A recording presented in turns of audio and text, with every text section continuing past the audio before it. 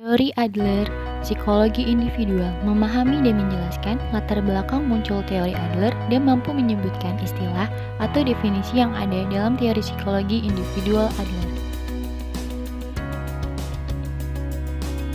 Alfred Adler lahir pada 7 Februari 1870 di Rudolfsheim, sebuah desa di dekat Wiener.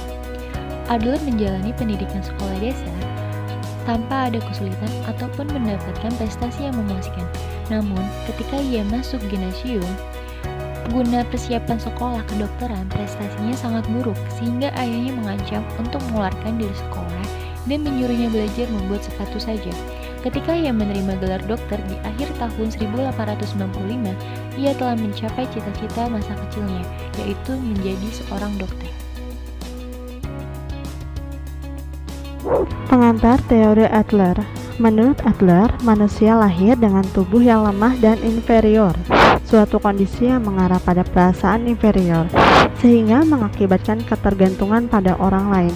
Oleh karena itu, perasaan menyatu dengan orang lain atau minat sosial sudah menjadi sifat manusia dan merupakan standar akhir untuk kesehatan psikologis.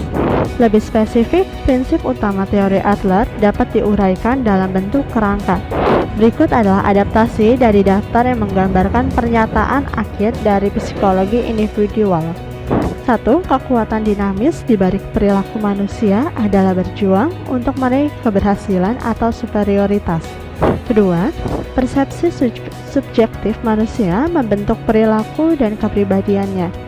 Ketiga, kepribadian berbentuk keterpaduan dan konsistensi diri. Keempat, dari semua aktivitas manusia harus dilihat dari sudut pandang minat sosial. Yang kelima, struktur kepribadian berupa konsistensi diri berkembang menjadi gaya hidup seseorang. Keenam, gaya hidup dibentuk oleh daya kreatif manusia, berjuang untuk meraih keberhasilan. Prinsip pertama dari teori Adler adalah kekuatan dinamis di balik perilaku manusia merupakan perjuangan untuk meraih keberhasilan atau superioritas. Adler mereduksi semua motivasi menjadi satu dorongan, tunggal, berjuang, untuk meraih keberhasilan atau superioritas. Psikologi individual mengajarkan bahwa setiap orang memulai hidup dengan kelemahan fisik yang memunculkan perasaan yang memotivasi seseorang untuk berjuang meraih superioritas atau keberhasilan. Individu yang tidak sehat secara psikologis akan berjuang meraih superioritas pribadi, sedangkan individu yang sehat secara psikologis akan mencari keberhasilan untuk semua umat manusia. Persepsi subjektif. Mereka akan kenyataan, yaitu oleh fiksi mereka atau ekspektasi akan masa depan. Yang pertama ada fictionalism. Gagasan Adler akan fictionalism berasal dari buku Hans Feinger, The Philosophy of As If. Feinger meyakini bahwa fiksi adalah gagasan yang tidak mempunyai bentuk nyata namun mempengaruhi manusia, sehingga seolah gagasan tersebut adalah nyata. Penekanan Adler pada fiksi sesuai dengan pendekatan teleologis tentang motivasi yang ia pegang erat. Teologi adalah penjelasan tentang perilaku dalam pengertian tujuan atau sasaran akhirnya. Selanjutnya, kelemahan fisik. Adler menekankan bahwa kelemahan fisik saja tidak menyebabkan seseorang menjalani gaya hidup tertentu. Kelemahan fisik hanya memberikan motivasi pada saat ini untuk meraih tujuan masa depan. Motivasi seperti ini seperti semua aspek kepribadian, berbentuk keterpaduan dan konsistensi diri. Kesatuan dan konsistensi diri dari kepribadian.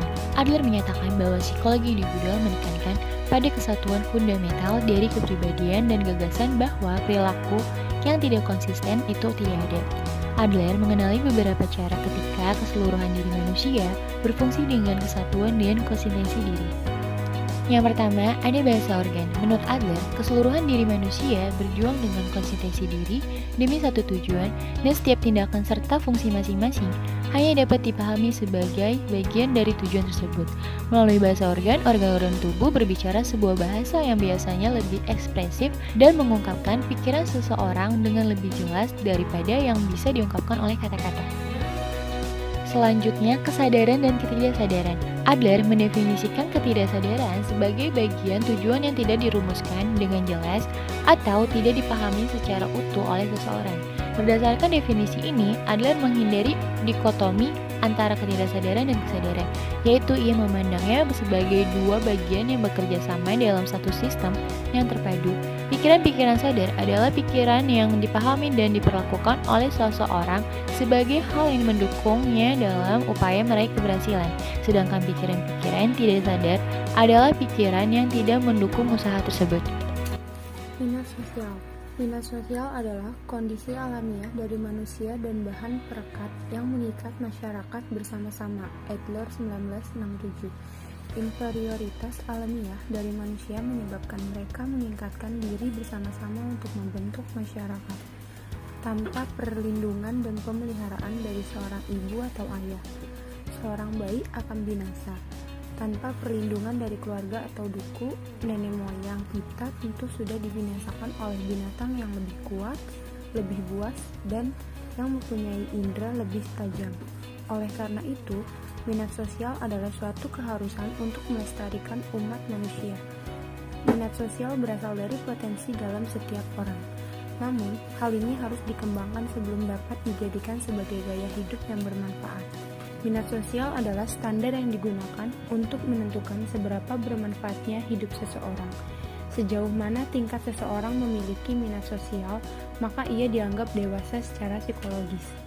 Orang yang tidak dewasa kurang memiliki Gemeinschaftsgefühl, mereka berpusat pada diri sendiri dan berjuang untuk meraih kekuasaan juga superioritas pribadi atas orang lain.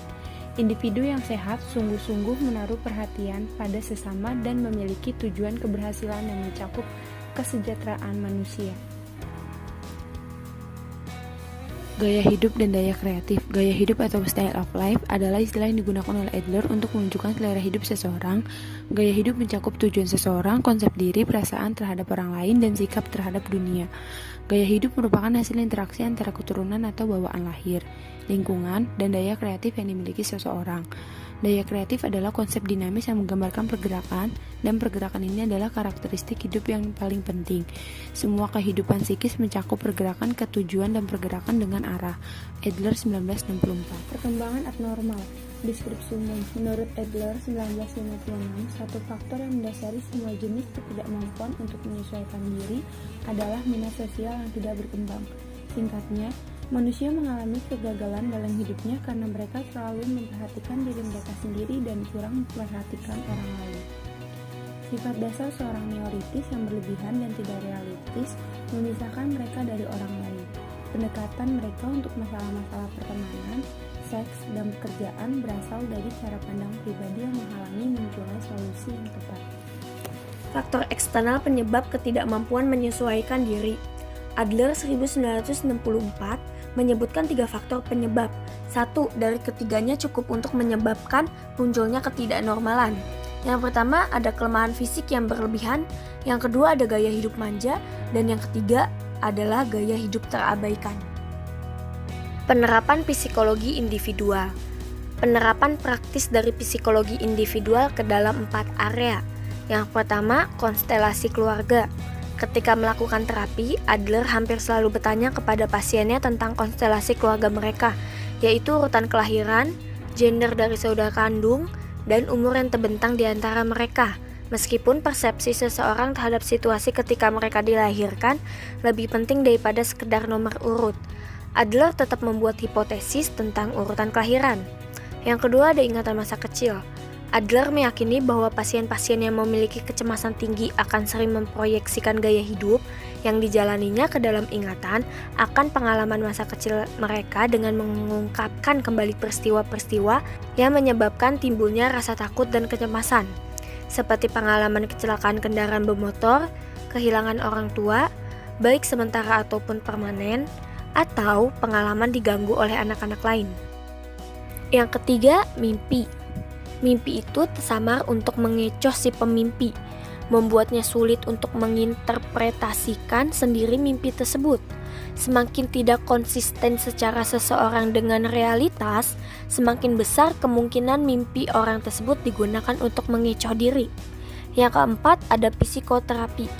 Teori Adlerian memberikan dalil bahwa psikopatologi berasal dari kurangnya keberanian, perasaan inferior yang berlebihan, dan minat sosial yang kurang berkembang. Jadi, tujuan utama dari psikoterapi Adlerian adalah untuk meningkatkan keberanian, memperkecil perasaan inferior, dan menumbuhkan minat sosial. Kritik terhadap Adler.